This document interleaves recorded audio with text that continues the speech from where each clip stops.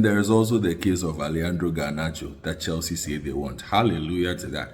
Because, look, I think that what Garnacho underestimated was the resolve of Manchester United to play it tough with him. I think that in his mind, he was going to be able to sit this out and dictate terms to Manchester United on, oh, I want to go here, I want to go there, or this or that. I think that Manchester United set a price and have been firm. And Chelsea will now have to meet the price. Manchester United say they want 40 million for Garnacho. Chelsea say they are they pay 30 million for Garnacho. Now there are those who have said that Manchester United played themselves by reducing the price, the value of Garnacho, by saying they don't want the player. It does not work like that. If I say I don't want something, it doesn't mean that I will sell it for cheap, especially for a player like Garnacho. When Amorim said, pray you find a club that wants you, he meant business. Do you know why? Garnacho wants to play in the World Cup. The World Cup is next year.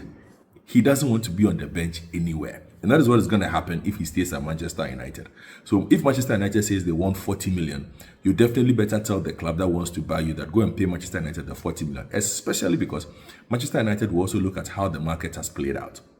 Madueke went for 50 plus million.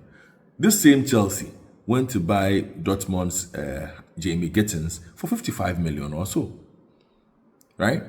So there are a lot of players in the same band as Alejandro Garnacho who are moving for 50 million.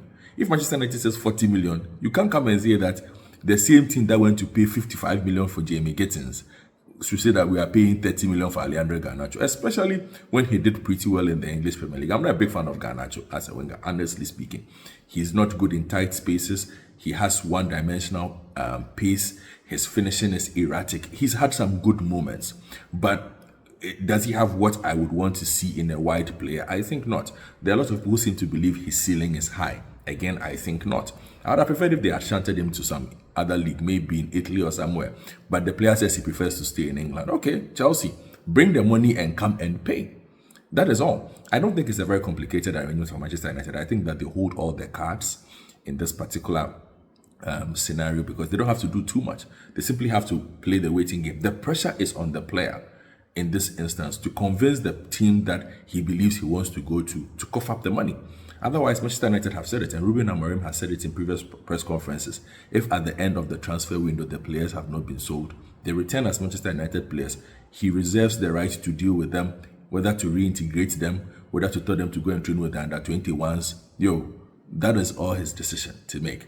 But for Alejandro Garnacho, Chelsea better cough up that 40 million or he stays and rots on the bench. But it's a pretty precarious situation. I feel that deal also gets them